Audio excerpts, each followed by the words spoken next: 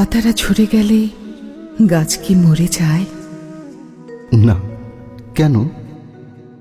বলছি, তার আগে বল, ফুলেরা ঝরে গেলে গাছ কি ফুল ফোটানো বন্ধ করে দেয়?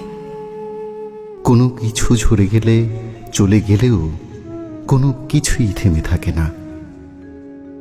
তাহলে আমি যদি চলে যাই, দূরে যাই, তুইও থেমে থাকবি না, তাই না? এগিয়ে যাওয়া মানে ভুলে যাওয়া নয়। তুই চলে গেলে আরো বেশি হৃদয়ে থেকে যাবে। কাব্য, হ্যাঁ, বল।